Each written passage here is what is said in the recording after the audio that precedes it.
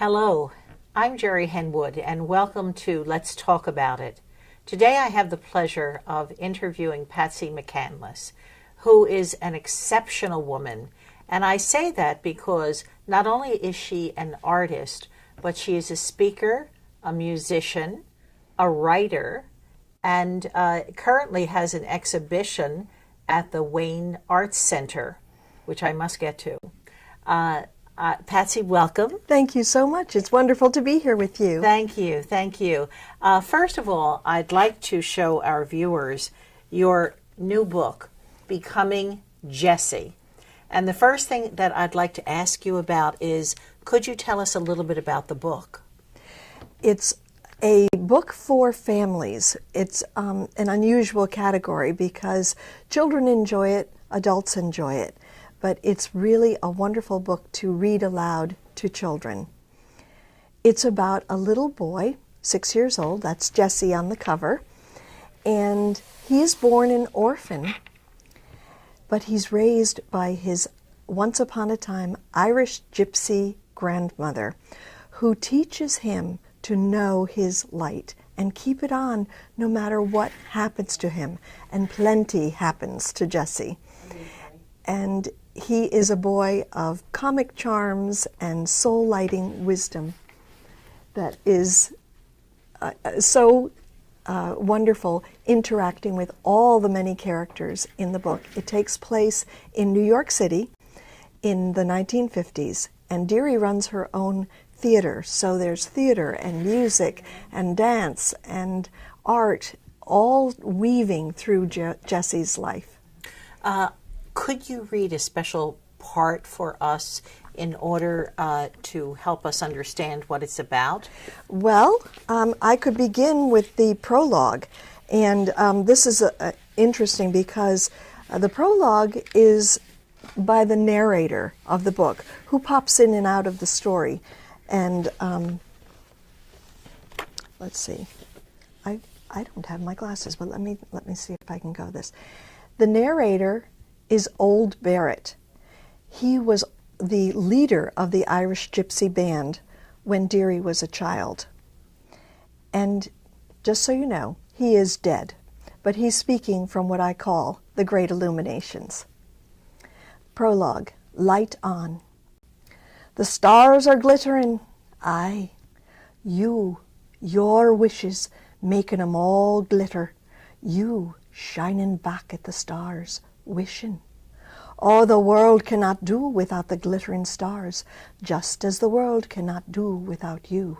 Together, you are the brightest, the shiniest of everything in the universe. Now, Jesse, he's a shiner, has been since he was born, an orphan. He's 6 now, and he's got his shadow wonderings, life secrets, swirling around his mother and her mother. Jesse calls her his disappeared grandmother. No one knows a thing about her. She's a big puzzle, and little Jesse, he loves a puzzle, and that's a fact. So it's New Year's Eve, 1952, becoming 1953. I'll pop in from time to time to lead you along, but for now, let's turn the page and go inside.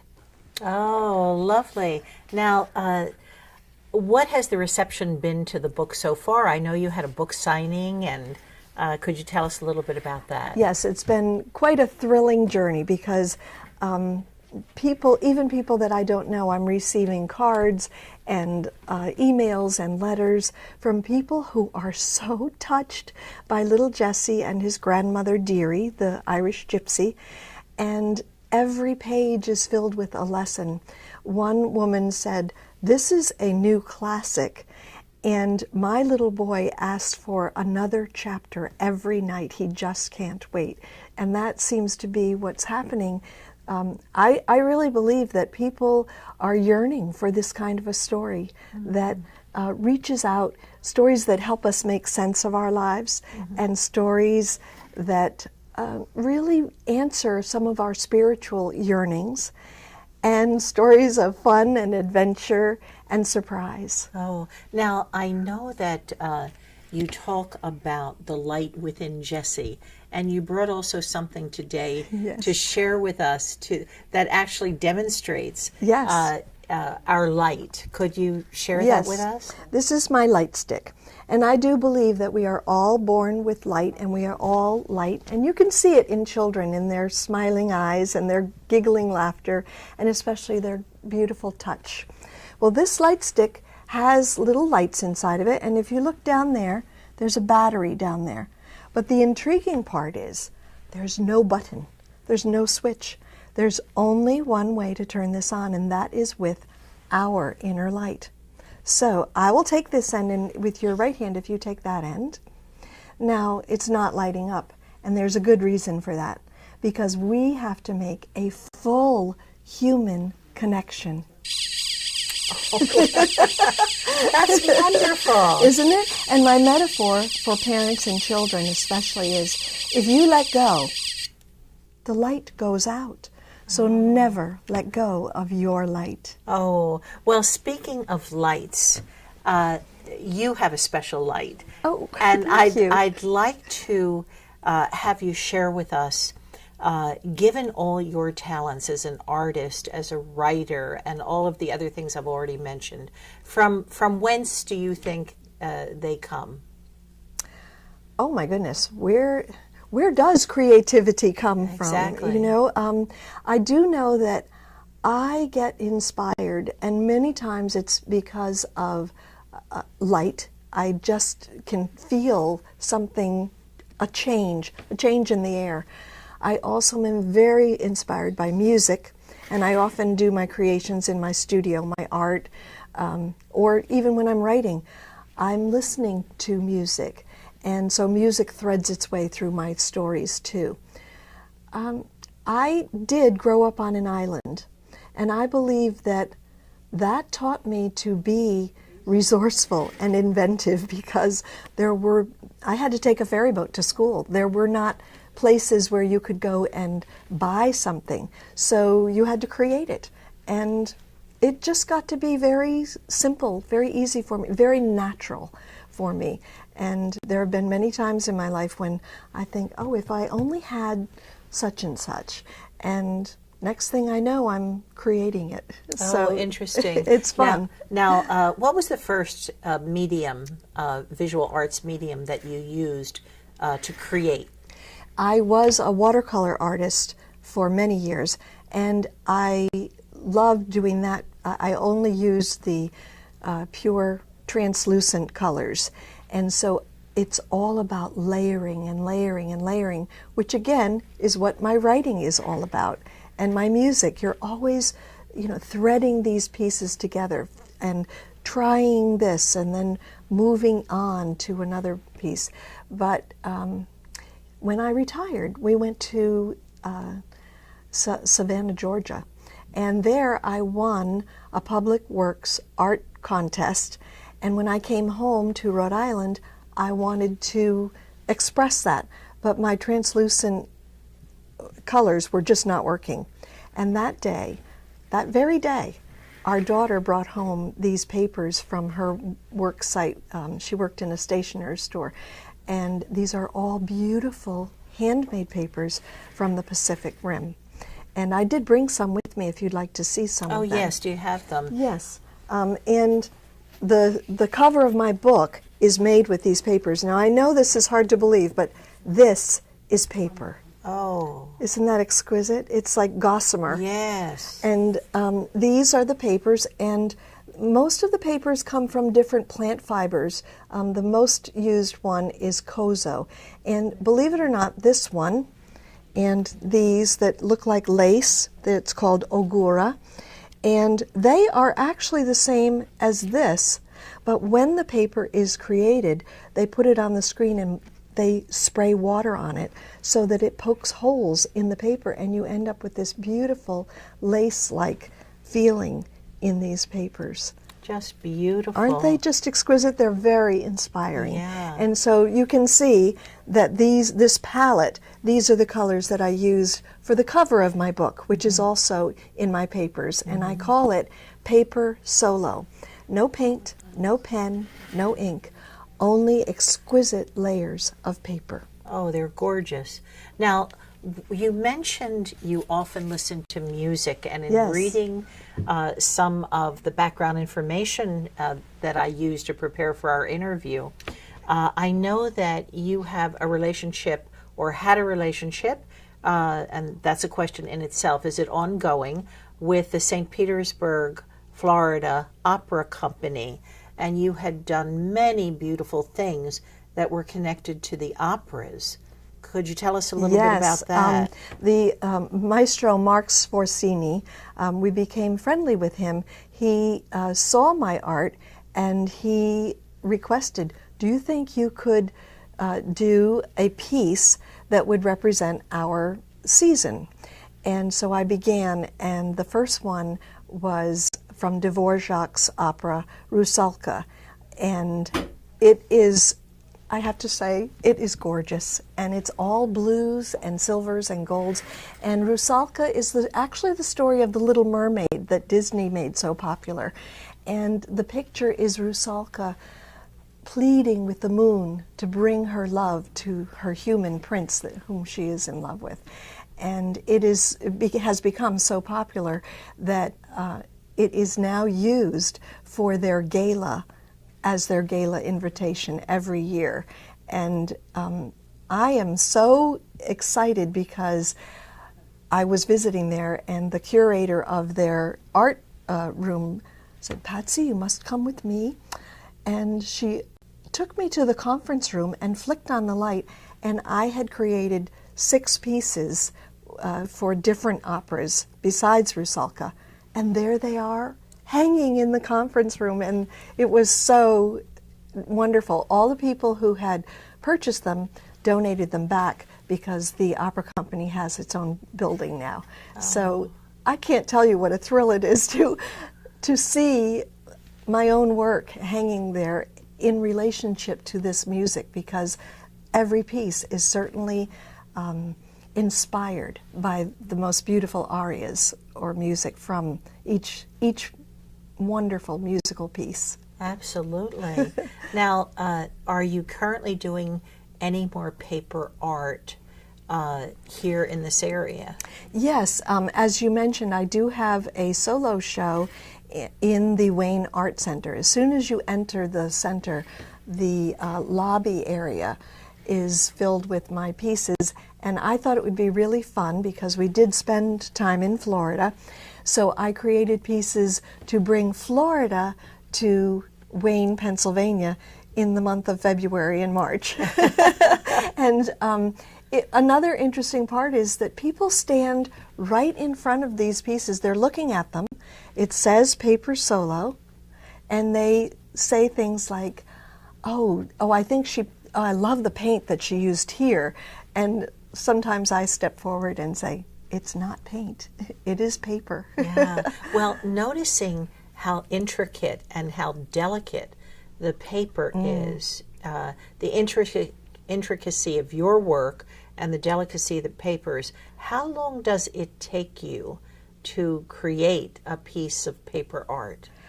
I like to say it's like watching grass grow. And I say that because many times I've been asked if I will do a demonstration, and it's just so tedious to cut. I use a little pair of scissors, and the blades are no bigger than my baby fingernail, and I'm doing very precise cutting. I do my drawings first, and then I put them on tracing paper so that I can put the tracing paper over the papers to get a sense of which papers and which part of the papers I want to use. And so it's very, it does take a long time. Sometimes it takes me over a month to create a piece. There's one special one in the show in Wayne. It's called The Ocean Cosmos, and it looks like 2 Portuguese men of war, or like the cosmos is a comet, and down here is the Portuguese man of war, and they're moving towards each other with the beautiful ocean depths swirling between them. And that one took me over a month, about a month and a half, to get everything in, and the details are some of them are very tiny, and I have stars bursting and that kind of thing. Yeah. So it's quite a process. Now, are you working on any particular piece right now that you could tell us about, or do you have an idea for a piece that you want to do? I always have ideas. It's like I just can't stop. And again, I work in my studio. It's really a room at the top of our house, and I write there, and I play my music there, and I create my art there. So it really is my source of creation. And so right now, I've been working on a piece, just really playing with it, because many of the colors that are in your blouse, the peaches, the oranges, the yellows, I still have Florida humming in my inspirations. And so I keep thinking about doing something like that and creating. I often do in blues, but I'm thinking oranges and golds and peaches and watermelon. And so I'm just playing with my papers right now. Mm-hmm. So we'll see what happens. Yeah, I was going to say, when you say you're playing with the colors and the papers, does something in terms of creativity, do you think, come to mind as a result of playing? Oh, yes. Yes, and believe me, I totally believe in play.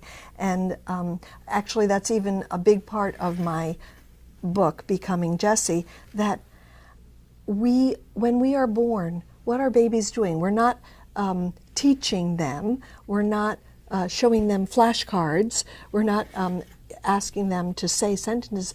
We're letting babies play. And from birth to 3 years old, I've done a lot of brain research, and they learn so much from that age that from then on, the brain is actually pruning and choosing things. It's all about play. And so that's how I feel about my art. I'm playing. My music, of course I'm playing. Yeah, yeah. And so with words, the power of words that we use, I have an expression that's in the book. Let the words on your tongue always taste delicious. And I call it my rule of tongue, because I want everything to be playful and yet teaching in a way that children are open to learning, and that's how children are. They're little playmobiles. I understand completely, because there's, in the same way we have music that comes to our ears, the words that come to our ears have rhythm and have sound and can incite creativity. Could you tell us a little bit more? Do you have any plans about future books? Oh, yes.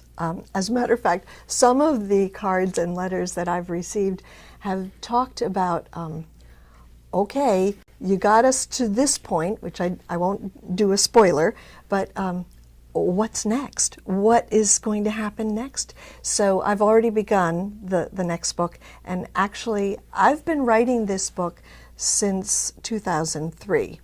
I'd like to just tell a little story. When in 1996, my mother had just passed away, and I was given the most wonderful gift to go to a Trappist monastery in upstate New York for a whole week in a writing workshop with Madeleine L'Engle, the author of A Wrinkle in Time.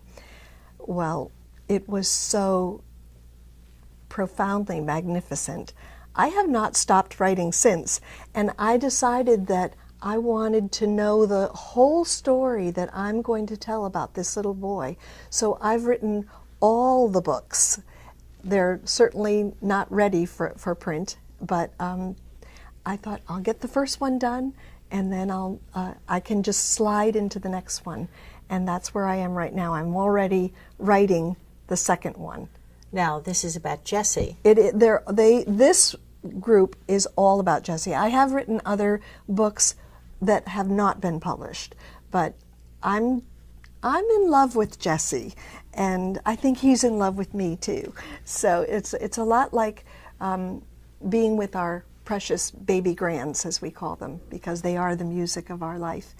And so I really want to keep moving his story because it's always filled with life lessons.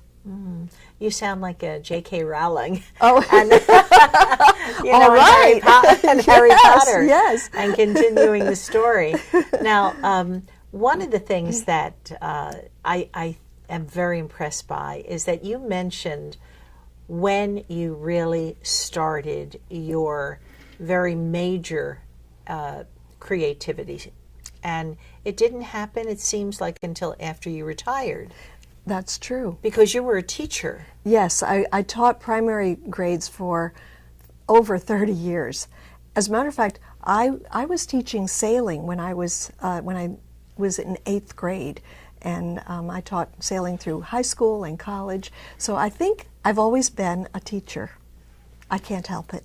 I understand. And when you retired and you started, I think this is a lesson for everyone who's viewing us, that life goes on. It doesn't stop at retirement, and it doesn't even necessarily have to stop when something befalls us. If we can manage to continue to think and become inspired and have an outlet for that inspiration. And you're a perfect example. I mean, you just keep going and going like the ever-ready battery. Oh, that little bunny. That's right, the bunny. Now, do you, when you and your husband retired, was it then that you started going to Florida? Yes. As I said, we first tried Georgia, and it was too cold. So we went down to Florida, and we were so impressed with St. Petersburg, Florida. We found opera, theater, a wonderful orchestra, a community orchestra. It was an amazing thing, and the Dali Museum is there, and a wonderful Museum of Fine Arts, which I might add is where I show my paper solo work at the Museum of Fine Arts in St. Petersburg. And one of the things that I think is helpful to people, I don't mind saying, I was 70 when I also did a TED Talk, a TEDx talk. I published my book, and I have this solo show here in Wayne, and I show my work in the Museum of Fine Arts. 70. I'm not done yet, and I think I would like to tell people, you're never done. You're never done. Just keep going. There is so much creativity in this magnificent world we live in. Right, right.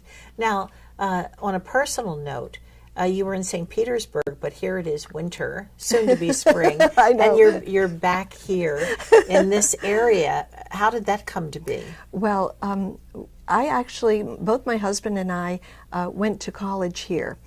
And 50 years later, here we are because of our daughter. She got her doctorate degree at University of Pennsylvania in German literature, which I find fascinating. We do not speak German, but she does fluently. And she met her husband here. And then, while we're in St. Petersburg enjoying the sunshine, they started having these little ones. Our son, too. They lived down in Virginia. And we realized quite soon that we could not resist them. They are so precious. And we realized we didn't want to miss a minute of this beautiful life that they show us. And sometimes I must say much of our grandchildren and the children that I taught for 30 years are in my book, Becoming Jessie. And I often like to say, I am a writer, so anything you say or do may end up in my book. Well, in terms of writing, I know they always recommend that you write about what you know. And so we all have lives to lead. And you never know what that life is going to enable you to create. And in your case, it's just enriched your life so much. That is so true. I love that word, enrich. It's a beautiful word, and it really is for everyone. We all have a rich life waiting for us to match it up. And since you mentioned your past and how it's contributed to your present, you went to Rosemont. Yes, I did. Here in this area. And they have a very fine art program, I know. Were you in the art program? Isn't it funny? I was not. I was a history major with an education minor. But I will tell you, almost all my friends were fine arts majors or history art majors. And the president of art of Rosemont College right now, Sharon Lachaw Hirsch, she and I were in an a cappella singing group at the college, and she was an art historian and has written wonderful books about art history. So I think I didn't perhaps go in that direction because I do love history and it fills my book also, but I definitely was dabbling in that. And my mom also had attended Rosemont until her father died and she had to drop out. She was an art major. So I think it just has come through. I can't resist it no matter what. So you're really a self-taught yes. artist and writer and all these wonderful things that you're accomplishing. Yes, well, that's true. You're a true inspiration. Thank you. And I want to thank you very much for being here with us. Thank you so morning. much. This has been such a delight to sit and chat with you. Thank you so much. And to you, our viewers, we hope you've enjoyed our Let's Chat About It with Patsie McCandeless. We hope you get to the Wayne Arts Center before the end of the week. It ends on Saturday. And we hope you, after hearing about the book Becoming Jessie, that you pick it up at Barnes & Noble or any other bookstore that may sell it. Thank you so much.